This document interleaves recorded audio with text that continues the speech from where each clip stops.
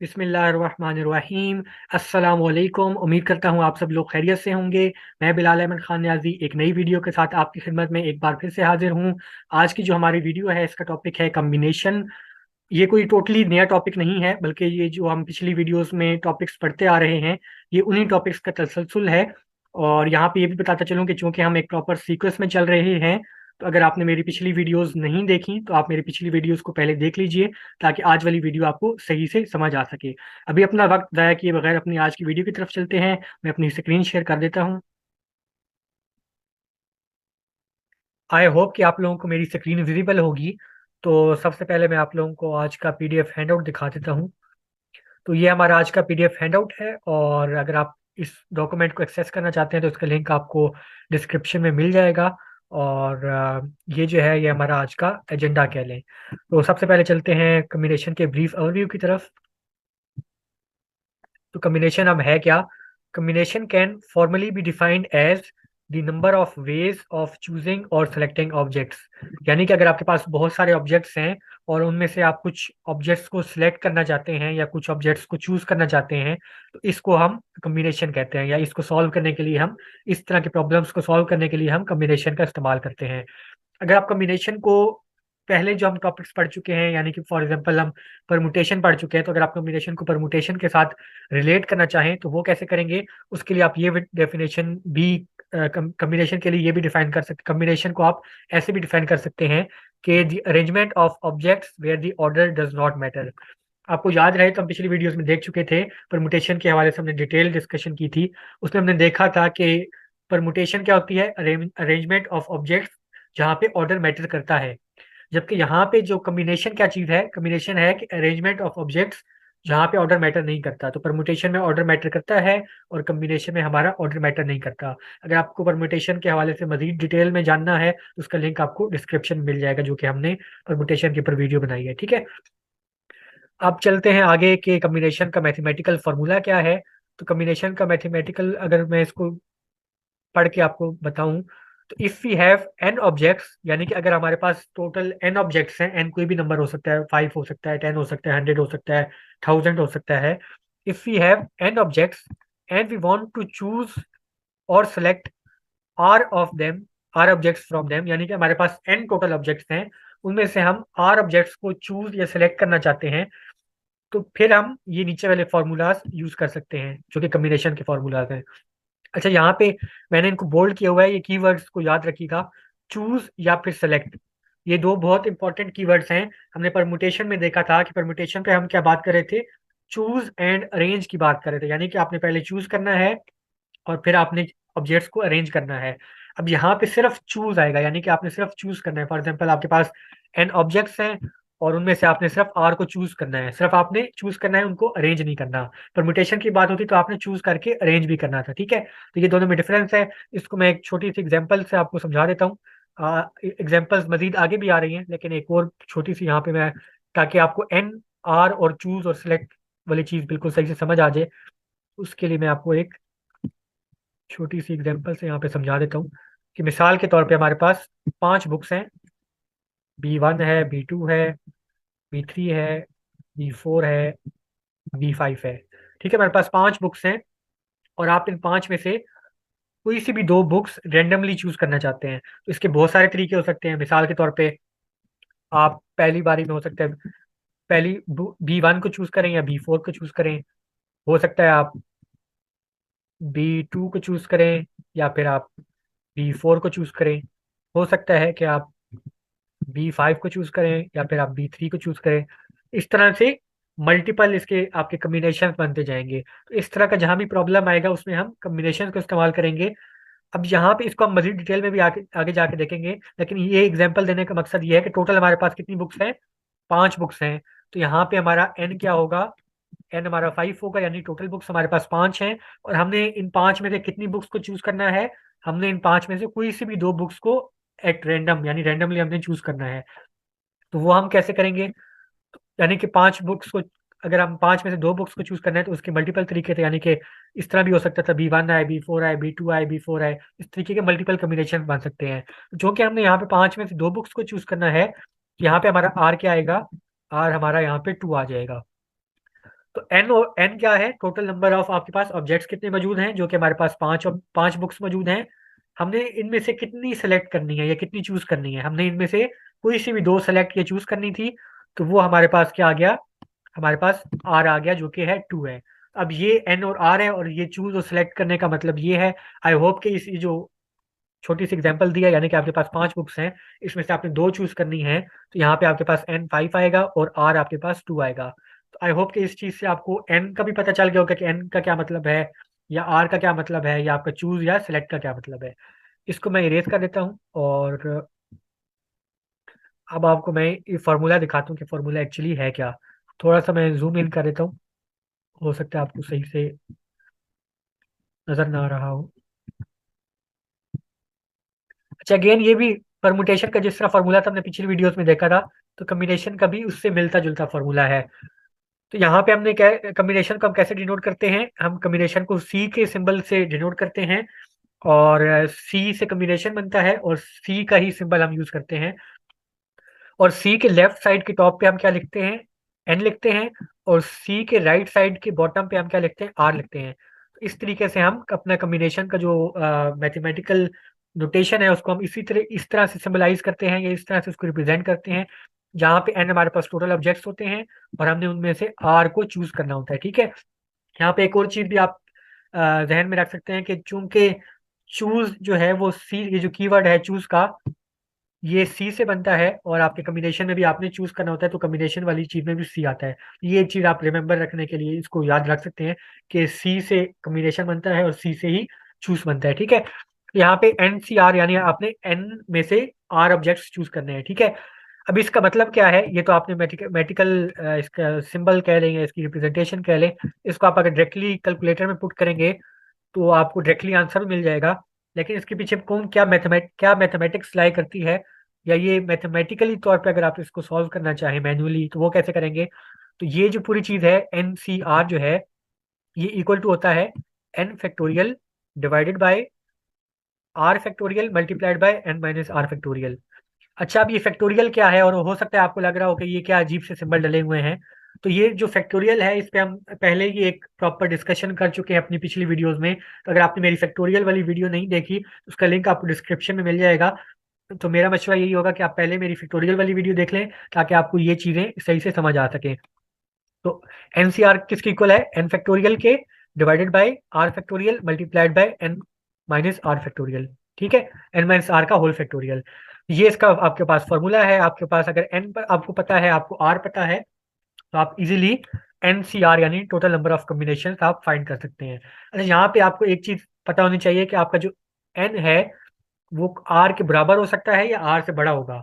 और similarly R जो है आपका एन के या तो बराबर हो सकता है, या फिर एन से छोटा हो सकता है। तो आपका आर एन से बड़ा नहीं हो सकता, क्योंकि ऐसा नहीं हो सकता कि अगर आपके पास 5 ऑब्जेक्ट्स हैं तो आप उनमें से 7 ऑब्जेक्ट्स को तो सिलेक्ट नहीं कर सकते, राइट। तो आप 5 में से या 5 ऑब्जेक्ट्स को सिलेक्ट करेंगे या 5 से कम ऑब्जेक्ट्स को सिलेक्ट करेंगे। इसलिए आपका यहाँ पे एन जो होता है वो हमेशा आर से बराबर होता है या आर से बड़ा होता है। ठीक है, अच्छा, अब इसी कम्बिनेशन को एनसीआर वाली चीज को आप इस तरह भी लिख सकते हैं, जहाँ पे आप दो ब्रैकेट्स डालें बड़ी बड़ी, और ऊपर एन लिख दिए और नीचे आर लिखते हैं। तो दोनों नोटेशंस यूज होती हैं। अगर कहीं पे ये वाली नोटेशन यूज हुई हो तो आपको घबराने की जरूरत नहीं है।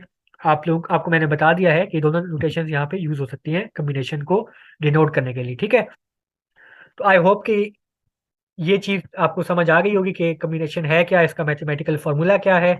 अगर इसमें थोड़ी बहुत कंफ्यूजन है भी, तो बिल्कुल आपको घबराने की जरूरत नहीं है। अभी चलते हैं अपनी एग्जांपल्स की तरफ, ताकि ये जो भी चीजें मैंने आपको बताई हैं ये बिल्कुल दो दो चार की तरह आपके ऊपर बिल्कुल वाज़ेह हो जाए। ठीक है, तो अपनी एग्जाम्पल 1 के ऊपर चलते हैं।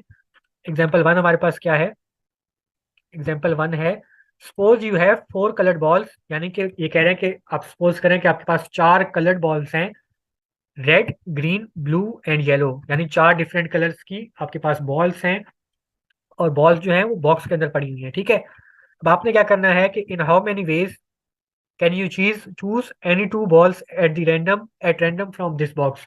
यानी कि आपके पास एक बॉक्स है, उसके अंदर 4 बॉल्स हैं। आपने उस बॉक्स में से रेंडमली कोई भी दो बॉल्स आपने चूज कर लेनी है। ठीक है, अब इस तरह से अगर आप चूज कर रहे हैं तो चूज करने के कितने मुख्तलिफ तरीके हो सकते हैं, ये आपसे पूछा गया है। ठीक है, अगर इसका मैनुअल सोल्यूशन मैं आपके सामने रखूं कि हम इसको मैनुअली कैसे सॉल्व करेंगे, जैसा कि हम पिछली वीडियोस में देखते आ रहे हैं कि सबसे पहले मैं आपको मैनुअल सोल्यूशन देता हूँ, फिर आप आगे आगे चलते जाते हैं अपने प्रोसीजर पे। तो अगर आप हम इस प्रॉब्लम को मैनुअली सॉल्व करना चाहें, मैं क्या करूंगा, मैं एक लिस्ट बना लूंगा, जितनी भी हमारे पास पॉसिबिलिटीज है उनकी लिस्ट बना लूंगा। मेरे पास क्या क्या पॉसिबिलिटीज हैं, एक पॉसिबिलिटी तो ये है कि मेरे पास रेड और ग्रीन बॉल्स आ जाएं। दूसरी पॉसिबिलिटी है कि मेरे पास रेड और ब्लू बॉल आ जाएं। तीसरी पॉसिबिलिटी है कि मेरे पास रेड और येलो बॉल्स आ जाएं। चौथी पॉसिबिलिटी है कि मेरे पास ग्रीन और ब्लू बॉल्स आ जाएं। पांचवी पॉसिबिलिटी है कि मेरे पास ग्रीन और येलो बॉल्स आ जाएं। और छठी पॉसिबिलिटी ये है कि मेरे पास ब्लू और येलो बॉल्स आ जाएं। तो मेरे पास टोटल 6 पॉसिबिलिटीज हैं। लेकिन यहाँ पे एक और चीज आपने ध्यान रखनी है, यहाँ पे टोटल 12 पॉसिबिलिटीज लिखी हुई हैं। यानी हर रेड ग्रीन, एक दफा रेड ग्रीन लिखा हुआ है, फिर मैंने नीचे ग्रीन रेड भी लिखा हुआ है। तो अगर इन दोनों को अलग अलग काउंट करें तो टोटल आपके पास 12 हैं। लेकिन यहाँ पे चूंकि हम ऊपर पढ़ चुके हैं कि कॉम्बिनेशन में हमारा ऑर्डर मैटर नहीं करता, तो जिसका इसका क्या मतलब है ऑर्डर मैटर नहीं करता का, इसका ये मतलब है कि रेड और ग्रीन, या फिर मैं ग्रीन और रेड कहूँ, रेड और ग्रीन कहूँ, या फिर मैं ग्रीन और रेड कहूँ, एक ही बात है। यानी अगर मेरे पास रेड और ग्रीन बॉल्स हैं, या मेरे पास ग्रीन और रेड, या इसको यूं समझ लें कि मेरे पास एक रेड और एक ग्रीन बॉल है, या मेरे पास एक ग्रीन और एक रेड बॉल है, एक ही बात है। समझ आ रही है? आई होप कि ये चीज आपको समझ आ रही होगी। या यूं कह लीजिए कि मेरे पास अगर एक रेड बॉल है और एक ब्लू बॉल है, तो ये सेम बात है कि अगर मैं कहूँ कि मेरे पास एक ब्लू बॉल है और एक रेड बॉल है। यानी कि इसमें आपका ऑर्डर मैटर नहीं करता कि आप रेड को पहले लिख रहे हैं या ग्रीन को पहले लिख रहे हैं। क्योंकि इस कॉम्बिनेशन में हमने ऊपर डेफिनेशन में भी देखा था कि इसको ऑर्डर मैटर नहीं करता, सर हमने देखना है कि किस तरह से हम चूज कर सकते हैं। इस वाली चीज में भी हमारे पास दो तरह की बॉल्स हैं, एक रेड है और एक ग्रीन है। इसमें ऑर्डर मैटर नहीं करता, तो हम इसको एक ही दफा काउंट करेंगे। ठीक है, इसी तरीके से रेड और ब्लू या ब्लू और रेड एक ही बात है, तो ये दो, इन दोनों को हम एक दफा काउंट करेंगे। इसी तरीके से रेड और येलो और रेड एक ही बात है, इसको हम एक ही दफा काउंट करेंगे, इन दोनों को। इसी तरीके से ग्रीन और ब्लू और ग्रीन एक ही बात है, इसको भी हम एक ही दफा काउंट करेंगे। इसी तरीके से ग्रीन और येलो, या फिर येलो और ग्रीन एक ही बात है, इसको भी हम एक ही दफा काउंट करेंगे, क्योंकि ऑर्डर मैटर नहीं करता। यानी कि मैंने दो बॉल्स पिक की हुई हैं, मेरे पास ग्रीन और येलो हैं, या मैं एक एक तरीका ये हो सकता है कि मैं कहूँ कि मेरे पास ग्रीन और येलो बॉल्स हैं, और या फिर मैं दूसरा तरीका ये हो सकता है कि मैं कहूँ कि मेरे पास येलो और ग्रीन बॉल्स हैं। दोनों का मतलब सेम ही रहेगा। ठीक है, फिर एक तरीका ये हो सकता है कि मेरे पास ब्लू और येलो बॉल्स हैं, या फिर येलो और ब्लू बॉल्स हैं, तो इनको भी मैं एक ही दफा काउंट करूंगा। ठीक है, इस तरीके से मेरे पास टोटल कितने डिफरेंट वेज हो सकते हैं चूज करने के बॉल्स को। चार टोटल बॉल्स थी, जिनमें से मैंने दो को चूज करना था, कोई सी भी दो को, और मैंने यहाँ पे लिस्ट कर दिए हैं कि मेरे पास 6 डिफरेंट पॉसिबिलिटीज हो सकती हैं चार बॉल्स में से दो बॉल्स को चूज करने की। ठीक है, तो ये तो हो गया मैनुअल सोल्यूशन। अब देखें, इस मैनुअल सोल्यूशन मैंने आपको लिस्ट बना के दिखाई है, फिर अगर इसमें यानी कि नंबर ऑफ बॉल ज्यादा होती तो फिर ये लिस्ट काफी ज्यादा लंबी हो जाती। इसी चीज को आसान करने के लिए, इसी प्रॉब्लम को आसान करने के लिए आपके पास कॉम्बिनेशन वाली चीज है। और अभी मैं आपको लेके चलता हूँ कि पहले देखते हैं कि आप कॉम्बिनेशन को इस्तेमाल करके इस प्रॉब्लम को कैसे सॉल्व करेंगे। तो ये आपका मैनुअल सॉल्यूशन था। अब चलते हैं कि अगर आप कॉम्बिनेशंस को यूज करेंगे तो फिर इस प्रॉब्लम को आप कैसे सॉल्व कर सकते हैं। तो नीचे मैं पहले कॉम्बिनेशन की तरफ चला जाता हूँ। अगर आप इस प्रॉब्लम को कॉम्बिनेशन के थ्रू सॉल्व करना चाहते हैं तो आपके पास दो स्टेप्स होंगे। पहले स्टेप में आपने क्या करना है, आपने अपना एन और आपने अपना आर आइडेंटिफाई कर लेना है, कि यानी कि आपके एन की वैल्यू क्या है और आपकी आर की वैल्यू क्या है। मिसाल के तौर पे स्टेप वन हमारा क्या होगा, we have 4 balls available to us, यानी कि हमारे पास टोटल 4 बॉल्स हैं, अवेलेबल है हमारे पास बॉक्स के अंदर। And we have to choose या select only 2 of them at random, यानी कि हमारे पास टोटल 4 बॉल्स हैं बॉक्स के अंदर अवेलेबल है हमारे पास, और उनमें से हमने सिर्फ 2 बॉल्स को चूज करना है। तो हमारा एन क्या होगा, एन हमारा यहाँ पे 4 होगा, यानी कि नंबर ऑफ अवेलेबल बॉल्स हमारे पास 4 हैं, जिनमें से हमने कितनों को चूज करना है, 2 को चूज करना है। तो हमारा आर क्या होगा, 2 होगा। नंबर 2 कैसा आया कि number of balls to choose या सिलेक्ट, हमने 2 बॉल्स को चूज करना था, तो हमारा R2 आया है। टोटल अवेलेबल बॉल्स हमारे पास 4 थी, तो हमारा N4 आया है। ठीक है, अब हमने अपनी एन और आर की वैल्यूज फाइंड कर ली। अब हमने क्या करना है, स्टेप 2 पे चलना है, और हमने सिर्फ कॉम्बिनेशन के फॉर्मूला को इस्तेमाल करके तो आंसर हमने फाइंड कर लेना है। वो कैसे करेंगे, मैं इसको जूम इन कर लेता हूँ। हमें पता है कि कॉम्बिनेशन का फॉर्मूला ऐसे लिखा जाता है, ठीक है, ये अभी हमने ऊपर देखा है। अब इसी में एन और आर की आपने वैल्यूज को रिप्लेस कर देना है। एन हमारा 4 है और आर हमारा 2 है, तो जहां जहां एन है वहां पे 4 आ जाएगा और जहां जहां आर है वहां पे 2 आ जाएगा। तो ये क्या बन जाएगा, 4 factorial divided bye 2 factorial multiplied bye 4 - 2 का होल फैक्टोरियल, ठीक है। इसी को सिंप्लीफाई करें तो आपके सामने क्या आ जाएगा, इस तरह की कुछ स्टेटमेंट आ जाएगी। अब इसी को आप कैलकुलेटर के थ्रू करें, या फिर आप के लिए आप आई होप कि आसान होना चाहिए, क्योंकि हमने पिछली वीडियो में कवर कर चुके हैं। तो 4 का फैक्टोरियल क्या होता है, 4 का फैक्टोरियल 24 होता है, इसको मैंने ऐसे लिख दिया। और 2 का फैक्टोरियल इंटू 2 का फैक्टोरियल क्या होता है, 4 होता है, तो इसको मैंने ऐसे लिख दिया। और जब आप इसको डिवाइड करेंगे तो इसका आंसर क्या आएगा, 6 आएगा। अब इसी चीज को 4C2 को अगर आप कैलकुलेटर से करना चाहें तो वो कैसे करेंगे, वो भी आपको करके दिखा देता हूँ।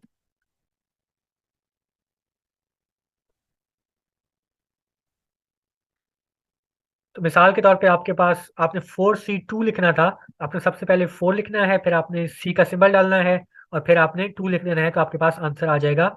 जो कि आंसर यहाँ पे इसने मुझे दे दिया, 6 दे दिया, ठीक है। हो सकता है कि आपके कैलकुलेटर का इंटरफेस थोड़ा सा डिफरेंट होगा, लेकिन आपके पास ये सी वाला सिंबल होगा तो आप उसको इस्तेमाल करके 4C2 का आंसर निकाल सकते हैं, जो कि कैलकुलेटर ने मुझे 6 दिया है, ठीक है। तो कैलकुलेटर को इस्तेमाल करके भी मेरा आंसर क्या आया है, 6 आया है। और अगर मैंने मैन्युअली इसको करूँ तो मैन्युअली भी मेरा आंसर क्या आया है, 6 आया है। यहाँ पे मैं एक और चीज आपको करके बता ही देता हूँ, हो सकता है आप लोग यहाँ पे कंफ्यूज हो रहे हो। तो 4 फैक्टोरियल का क्या मतलब है, 4 फैक्टोरियल का मतलब है 4 × 3 × 2 × 1। इसे क्या कहेंगे आप, 24, कि आपके पास 24 आ गया। इसी तरीके से 2 फैक्टोरियल का क्या मतलब है, 2 × 1, तो ये आपके पास 2 आ गया। इन वैल्यूज को इस्तेमाल करके, जब आप इन वैल्यूज को यहाँ पे इस्तेमाल करेंगे, आपके पास ये वैल्यूज यहाँ से आएंगे, 24 और 4, और फिर जब आपने इसको सॉल्व करना है तो आपके पास आंसर 6 आ जाएगा, ठीक है। अगर आपको ये फैक्टोरियल वाली चीज समझ नहीं आ रही तो मैं दोबारा आपको ये मशवरा दूंगा कि आप फैक्टोरियल वाली वीडियो मेरी पहले देख लीजिए, ताकि ये चीजें आपको ज्यादा बेहतर तरीके से समझ आना शुरू हो जाए, ठीक है। अच्छा, तो ये तो मैंने अभी आपको सॉल्व करके दिखाया है कम्बिनेशन के थ्रू। अब देखें, इसमें टोटल 2 स्टेप्स इन्वॉल्व थे, और मैंने आंसर निकाल लिया कि हमारे पास आंसर क्या है, 6 आया है। अगर मैं ऊपर जाके आपको मैन्युअली दिखाऊं तो मैन्युअली भी हमारा आंसर कितना आ रहा था, हमारे पास 6 डिफरेंट पॉसिबिलिटीज आ रही थी। तो आपने मैन्युअली किया तो उसमें भी आपके पास आंसर 6 आ रहा था। आपने कम्बिनेशन को इस्तेमाल किया तो उसमें भी आपके पास आंसर 6 आ रहा था। लेकिन कम्बिनेशन को इस्तेमाल करना देखें, आपने अभी देखा है कि काफी आसान था, जिसमें आपने सबसे पहले एन को आइडेंटिफाई करना था, फिर आर को आइडेंटिफाई करना था, और फिर आपने ये सिंपल फॉर्मूला यूज करके, ये कैलकुलेटर को इस्तेमाल करके आपने वैल्यू फाइंड कर लेनी है, ठीक है। तो आई होप कि ये चीज आपको समझ आ रही होगी। तो 2 तरीकों से मैंने आपको करके दिखाया है, मैनुअल सोल्यूशन और कम्बिनेशन के थ्रू। एक चीज रहती है बेसिक प्रिंसिपल ऑफ काउंटिंग, जो कि हम पिछली वीडियोस में पढ़ते आ रहे हैं, उसके थ्रू कैसे इसको सॉल्व करेंगे ये भी आपको मैं करके दिखा देता हूँ, ठीक है। थोड़ा जल्दी जल्दी चलूंगा, क्योंकि हम इसको बहुत ज्यादा डिटेल के साथ कवर कर चुके हैं। अगर आपको बेसिक प्रिंसिपल ऑफ काउंटिंग के बारे में मजीद जानना है, इस पे हमारी पहले वीडियोस बन चुकी हैं, उनका लिंक आपको डिस्क्रिप्शन में मिल जाएगा। आप उन वीडियोस को देख लेंगे तो आपको बिल्कुल सही से समझ आ जाएगी कि बेसिक प्रिंसिपल ऑफ काउंटिंग क्या है। अभी थोड़ा जल्दी जल्दी चलेंगे, ताकि वीडियो ज्यादा लंबी ना हो, ठीक है। बेसिक प्रिंसिपल ऑफ काउंटिंग में हमारे पास, हमने क्या करना होता है कि हमने चूंकि 4 बॉल्स थी टोटल, और उसमें से हमने 2 बॉल्स को सिलेक्ट करना था, तो सबसे पहले हम क्या करेंगे, 2 ब्लैंक्स पुट करेंगे, और बीच में मल्टीप्लिकेशन का सिंबल होगा, ठीक है। दूसरे स्टेप पे हमने क्या करना था कि हमने देखना था कि हमारी ब्लैंक्स के लिए हमारे पास कितने ऑप्शंस मौजूद हैं, ठीक है। तो फर्स्ट ब्लैंक के लिए हमारे पास 4 डिफरेंट ऑप्शंस मौजूद थे, red, blue, green and yellow. तो फर्स्ट ब्लैंक में हमने यहाँ पे क्या लिखना है, 4 लिखना होगा, ठीक है। अब चूंकि हमने पहली ब्लैंक में 4 में से कोई एक यूज कर लिया है, तो दूसरी ब्लैंक के लिए हमारे पास 3 ऑप्शन बच जाएंगे। तो दूसरी ब्लैंक की जगह हम 3 लिख देंगे, और फिर हम क्या करेंगे कि ये जो हमारे पास 4 × 3 लिखा हुआ है, इस 4 × 3 को हम इसको सिंपली कंप्यूट कर लेंगे। तो 4 × 3 हमारे पास क्या आंसर आता है, आंसर हमारे पास 12 आ जाता है, ठीक है। अच्छा, यहाँ पे आप ये सोचें कि क्या हमारा आंसर 12 ही है, क्योंकि अभी मैंने आपको ऊपर करके दिखाया है, यहाँ पे मैंने लिखा हुआ है कि इज दिस द आंसर, यानी कि यही आपका आंसर है। यानी कि यहाँ पे आपके पास 12 आ रहा है, लेकिन हमने ऊपर देखा था कि जब हमने मैन्युअली सॉल्व किया था तो हमारे पास तो 6 आ रहा था आंसर। इसी तरीके से हमने जब कम्बिनेशन को इस्तेमाल करके सॉल्व किया था, तो तब भी हमारे पास आंसर 6 आ रहा था। लेकिन ये क्या हुआ कि यहाँ पे हमारे पास आंसर 12 आ रहा है। तो यहाँ पे मैं ये सजेस्ट करूंगा कि यहाँ पे आप वीडियो को थोड़ी देर के लिए पॉज करें और सोचें कि ये आंसर हमारा 12 क्यों आ रहा है, और बाकी जगहों बाकी तरीकों से हमारा आंसर 6 क्यों आ रहा था। वीडियो पॉज करें और इस बारे में थोड़ा सा अपने जहन पे जोर दें। आई होप कि आपने वीडियो को पॉज किया होगा, और आई होप कि आप लोगों को रीजन का आइडिया हो गया होगा। अगर आपको रीजन का आइडिया नहीं भी हुआ तो मैं बता देता हूँ कि यहाँ पे हमारा जो आंसर है वो 12 इसीलिए आ रहा है क्योंकि इसमें अगर आप देखें तो टोटल हमारे पास कितनी डिफरेंट पॉसिबिलिटीज थी। अगर आप यहाँ पे देखें तो हमारे पास टोटल 12 डिफरेंट पॉसिबिलिटीज थी, ठीक है। लेकिन टोटल तो आपके पास 12 पॉसिबिलिटीज थी, लेकिन हमने कहा था चूंकि ऑर्डर मैटर नहीं करता, तो रेड और ग्रीन या ग्रीन और रेड एक ही बात है। तो यानी इन दोनों को हम एक ही दफा काउंट कर रहे थे। इसी तरीके से रेड और ब्लू को, और ब्लू और रेड को हम एक ही दफा काउंट कर रहे थे, यानी इनको दो सेपरेट काउंट नहीं कर रहे थे, बल्कि ये एक ही कॉम्बिनेशन है। तो इसी तरीके से हम क्या कर रहे थे, टोटल हमारे पास 12 डिफरेंट पॉसिबिलिटीज थी। उनमें से दो दो का हम एक ही दफा काउंट कर रहे थे क्योंकि वो रिपीटिशन थी, क्योंकि इसमें ऑर्डर मैटर नहीं करता। तो हमने देखा है कि हम यहाँ पे टोटल हमारे पास 12 जो आंसर आया है, इस 12 में से हम चीजों को दो दो दफा काउंट कर रहे हैं, ठीक है। जबकि हमने उनको दो दो दफा काउंट नहीं करना, हमने उन्हें एक एक दफा काउंट करना है। तो बेसिक प्रिंसिपल ऑफ काउंटिंग में जो हमारे पास नंबर 12 आया है, इसको हमें 2 से डिवाइड करना पड़ेगा, क्योंकि यहाँ पे सारी चीजें दो दो दफा रिपीट हो रही हैं। ये चीज दो दफा रिपीट हुई है, ये चीज दो दफा रिपीट हुई है, जिसकी वजह से यहाँ पे हमें 12 को 2 से डिवाइड करना पड़ेगा, ठीक है। तो फिर हमारा आंसर क्या आ जाएगा, 6 आ जाएगा, जो कि हमारा एक्चुअल आंसर है। अब यहाँ पे आपका सवाल ये हो सकता है कि हमें क्या पता कि किस नंबर से हमें डिवाइड करना है, ठीक है। ये तो चलो अभी मैंने ऊपर मैनुअल सोल्यूशन लिख के आपको दिखाया हुआ था, और हमें पता था कि हम हर चीज को दो दफा काउंट कर रहे हैं, ठीक है। लेकिन आप एक्चुअली जब सॉल्व कर रहे होंगे तो तब आप ये मैनुअली तो इस तरह की लिस्ट तो नहीं बना रहे होंगे, राइट। जब आप लिस्ट नहीं बना रहे होंगे तो आपको कैसे पता चलेगा कि आप चीजों को कितनी दफा काउंट कर रहे हैं, या फिर आपको कैसे पता चलेगा कि आपको यहाँ पे 12 को किस से डिवाइड करना है। तो ये चीज आपको कैसे पता चलेगी, ये चीज आपको ऐसे पता चलेगी कि मिसाल के तौर पे अगर मैं यहाँ पे आऊँ, हमारे पास रेड और ग्रीन है, यानी कि दो बॉल्स हैं, एक रेड बॉल है और एक ग्रीन बॉल है। तो जब हमारे पास दो बॉल्स हैं, तो दो बॉल्स को आपस में अरेंज करने के हमारे पास कितने डिफरेंट तरीके हैं। एक तरीका ये है कि रेड पहले आ जाए और ग्रीन बाद में आ जाए। दूसरा तरीका ये है कि ग्रीन पहले आ जाए और रेड बाद में आ जाए, ठीक है। तो दो तरीके हैं हमारे पास, यानी दो बॉल्स हैं अगर, तो दो बॉल्स को आपस में अरेंज करने के हमारे पास दो तरीके होंगे। अगर इसी चीज को आप बेसिक प्रिंसिपल ऑफ काउंटिंग से सॉल्व करना चाहें या परम्यूटेशन से सॉल्व करना चाहें तो वो कैसे करेंगे। हमने देखा था कि हमने नंबर ऑफ ब्लैंक्स यहाँ पे, चूंकि दो बॉल्स हैं और दो बॉल्स को अरेंज करना है, दो ब्लैंक्स डालेंगे, और नंबर ऑफ ऑप्शन ब्लैंक्स में क्या आएंगे, पहली ब्लैंक के लिए, और दो बॉल्स हैं और दो बॉल्स को आपने अरेंज करना है, तो बेसिक प्रिंसिपल ऑफ काउंटिंग आप ऐसे इस्तेमाल करेंगे, राइट। आई होप कि ये चीज़ आपको बिल्कुल क्लियर होगी, क्योंकि हम ये पिछली वीडियोस में काफी डिटेल के साथ कवर कर चुके हैं, ठीक है। तो इस तरीके से, या आप परम्यूटेशन को इस्तेमाल करना चाहें, तो आपके पास दो बॉल्स हैं और आप दो की दो को अरेंज करना चाहते हैं, तो आप कैसे करेंगे, 2 - 2 होल फैक्टोरियल, जो कि होगा 2 का फैक्टोरियल डिवाइडेड बाय 0 का फैक्टोरियल, जो कि होगा 2 का फैक्टोरियल। तो ये चीज़ आप बेसिक प्रिंसिपल ऑफ काउंटिंग को भी इस्तेमाल करके सॉल्व कर सकते हैं और परम्यूटेशन को भी इस्तेमाल करके। यानी कि अगर आपके पास दो बॉल्स हैं, आपके पास दो बॉल्स हैं, रेड है और आपके पास ग्रीन है, आप इन दोनों को आपस में कितने डिफरेंट तरीके से अरेंज कर सकते हैं। तो एक तरीका ये होगा कि रेड पहले आ जाएगी फिर ग्रीन आएगी। दूसरा तरीका होगा कि ग्रीन पहले आ जाएगी और सेकंड नंबर पे आपकी रेड आएगी। तो दो तरीके हो सकते हैं। ये चीज़ आप बेसिक प्रिंसिपल ऑफ काउंटिंग से भी फाइंड कर सकते हैं, और यही चीज़ आप परमुटेशन को इस्तेमाल करके भी फाइंड कर सकते हैं। तो इससे आप हमें क्या पता चला, इस समय यह पता चला कि कितनी दफा चीजें रिपीट हो रही होंगी। हमारे पास जितनी नंबर ऑफ द ब्लैंक्स होंगी, ठीक है, मिसाल के तौर पे यहाँ पे हमने दो ब्लैंक्स डाली थी, तो यहाँ पे 2 फैक्टोरियल टाइम्स जो चीजें हैं वो रिपीट हो रही होंगी। यानी कि यहाँ पे हमारे पास दो ब्लैंक्स थी, तो हमारे पास 2 फैक्टोरियल टाइम्स ब्लैंक्स हमारे पास रिपीट हो रही थी। तो हम जो हमारे पास नंबर 12 आया था उसको 2 के फैक्टोरियल से डिवाइड करेंगे, टू का फैक्टोरियल में पता है कि हमारे पास टू का फैक्टोरियल क्या होता है, टू का फैक्टोरियल हमारे पास टू होता है। अब यहाँ पे अगर मैं आपको लेके चलूँ नीचे, तो यहाँ पे जो आपके पास आंसर आया था 12, इसको आपने किससे डिवाइड करना था, जितनी नंबर ऑफ ब्लैंक्स आपने डाली थी बेसिक प्रिंसिपल ऑफ काउंटिंग को इस्तेमाल करने के लिए, उसी के फैक्टोरियल से आपने इसको डिवाइड कर देना है। ठीक है, ये चीज मैंने यहाँ पे भी तफसील के साथ लिखी है कि चूंकि हमारे पास दो ब्लैंक्स थी इसमें, तो हमने इसको 12 को 2 के फैक्टोरियल से डिवाइड किया, जिससे हमारे पास आंसर क्या आया था, 6 आया था।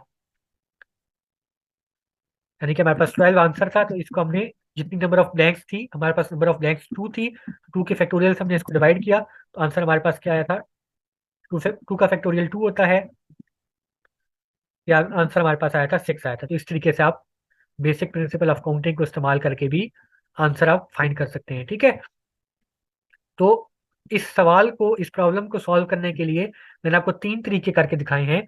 मैन्युअली भी सॉल्व करके दिखाया है, फिर मैंने आपको बेसिक प्रिंसिपल ऑफ काउंटिंग से भी सॉल्व करके दिखाया है, और फिर मैंने आपको कॉम्बिनेशन से भी सॉल्व करके दिखाया है। तो अब आपको यहीं से रियलाइजेशन हो चुकी होगी कि ऊपर वाले दो जो तरीके हैं, यानी कि एक मैनुअल सोल्यूशन जो है, या फिर आपका जो बेसिक प्रिंसिपल ऑफ काउंटिंग को इस्तेमाल करके जो सोल्यूशन आया है, वो थोड़े से डिफिकल्ट हैं रिलेटिव टू ये जो तीसरा सोल्यूशन मैंने आपको करके दिखाया था कम्बिनेशन को इस्तेमाल करके।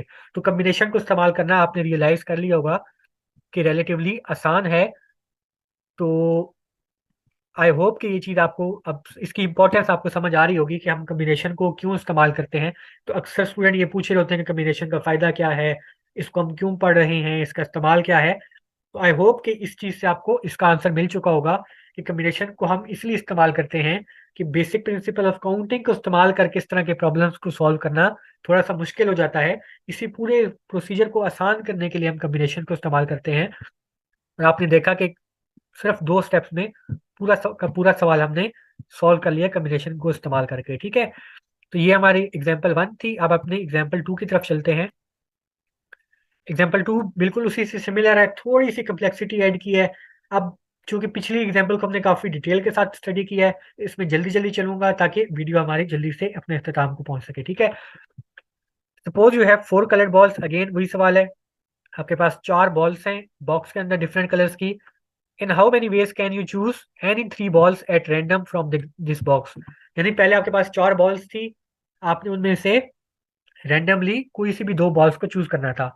अब आपके पास 4 बॉल्स हैं, आपने रैंडमली कोई से भी 3 बॉल्स को आपने चूज करना है। ठीक है, अगर इसका मैनुअल सोल्यूशन में लिखना चाहूँ तो मैनुअली कैसे सारी पॉसिबिलिटीज को लिखूंगा, तो मैनुअली मैं ऐसे लिखूंगा, ये मैंने सारी यहाँ पे पॉसिबिलिटीज लिखी हुई हैं।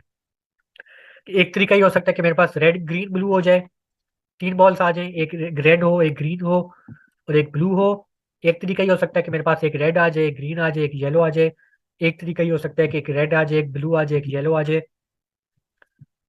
और एक तरीका ये हो सकता है कि ग्रीन आ जाए, एक ब्लू आ जाए, एक येलो आ जाए। तो ये सिर्फ 4 तरीके हो सकते हैं। अगर मेरे पास टोटल 4 बॉल्स हैं और उनमें से मैंने कोई सी भी 3 चूज करनी है, तो मेरे पास टोटल सिर्फ 4 तरीके हो सकते हैं। ठीक है, और ये जो नीचे चीजें लिखी हुई हैं, ये ऊपर वाली ही चीजें हैं, सिर्फ इनका ऑर्डर चेंज किया हुआ है। यानी कि यहाँ पे रेड ब्लू ग्रीन है, ग्रीन रेड ब्लू है, तो यानी कि यही चीज ऊपर लिखी हुई है, यही हम 6 दफा रिपीट हो रही है। पहले कितनी दफा रिपीट हो रही थी, 2 दफा रिपीट हो रही थी। अब चूंकि हमारे पास नंबर ऑफ बॉल्स जो कि हमने चूज करना है वो बढ़ गया है, तो यहाँ पे नंबर ऑफ रिपीट्स भी बढ़ गया है। तो टोटल हमारे पास कितनी आ गई, 24 हमारे पास यहाँ पे डिफरेंट कॉम्बिनेशन थे, डिफरेंट ऑर्डर्स के। और चूंकि यहाँ पे ऑर्डर मैटर नहीं करता, तो ये 6 की 6 को हम एक ही दफा काउंट करेंगे, क्योंकि एक ही बात है। इसी तरीके से इन 6 को हम एक ही दफा काउंट करेंगे। सिमिलरली इन 6 को हम एक ही दफा काउंट करेंगे, और फिर इन 6 को हम एक ही दफा काउंट करेंगे। ठीक है, ये हमारा मैनुअल सोल्यूशन हो गया। अब इसी चीज को अगर आप कॉम्बिनेशन से सॉल्व करना चाहें तो वो कैसे करेंगे। तो कॉम्बिनेशन में हम सबसे पहले क्या करते हैं, स्टेप 1 में हम देखते हैं कि हमारे पास एन की वैल्यू क्या है और आर की वैल्यू क्या है। जो कि यहाँ पे हमारे पास टोटल 4 बॉल्स अवेलेबल हैं, तो हमारे पास एन क्या होगा, 4 होगा। और इन 4 में से हमने 3 बॉल्स को जो है वो चूज करना है।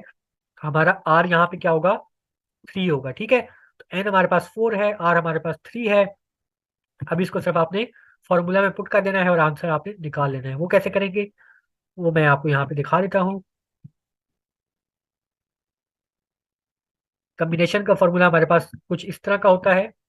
यहाँ पे आपके पास n की वैल्यू 4 है, r की वैल्यू 3 है। जब आप वैल्यूज को रिप्लेस करेंगे तो आपके सामने कुछ इस तरह का आ जाएगा। और अगर आप इसको कैलकुलेटर से सॉल्व करना चाहें 4 3 3 को, तो कैलकुलेटर से आप कैसे करेंगे? कैलकुलेटर से आप ऐसे करेंगे, सबसे पहले आपने 4 लिखना है, फिर आपने c लिखना है, फिर आपने 3 लिखना है। तो आपके पास आंसर आ जाएगा, जो कि आपके पास आया है 4 आंसर आ जाएगा। तो आप डायरेक्टली कैलकुलेटर का इस्तेमाल करके भी आप आंसर निकाल सकते हैं, और आप इसको मैन्युअली भी कर सकते हैं। मैन्युअली कैसे करेंगे कि आपके पास क्या था, 4 factorial divide by 3 factorial multiplied bye 4 - 3 factorial.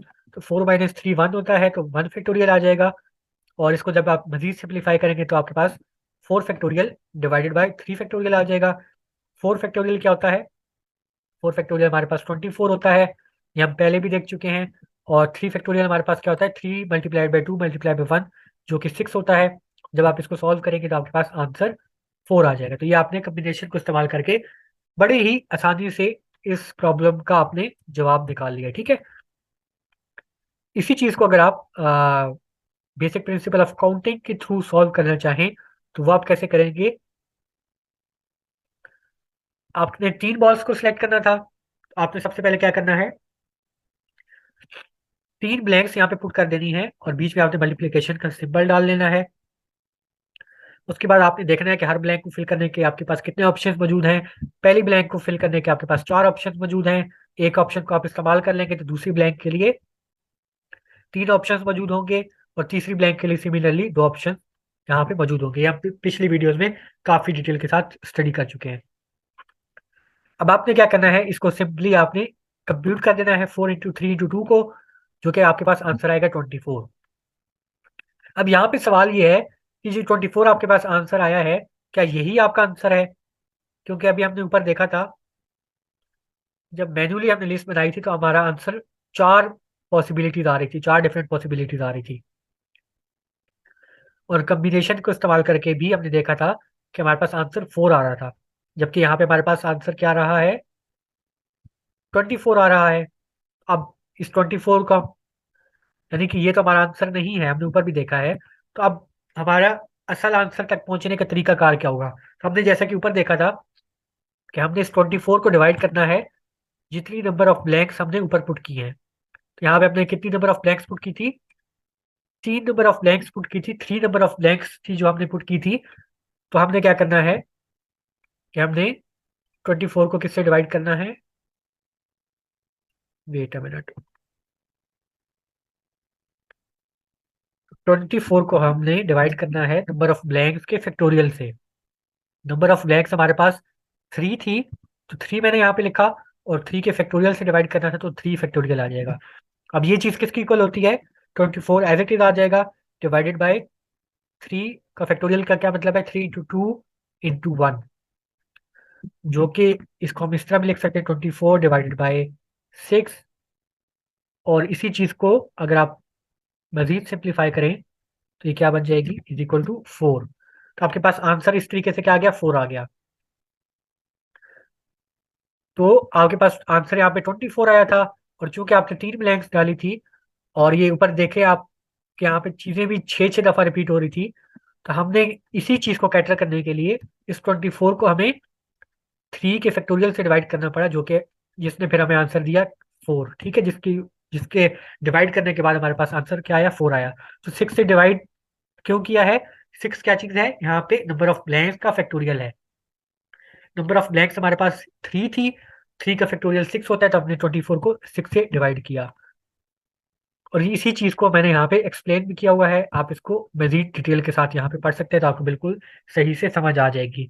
तो ये हमारी एग्जाम्पल 2 थी, इसको भी मैंने आपको 3 डिफरेंट तरीकों से सॉल्व करके दिखाया।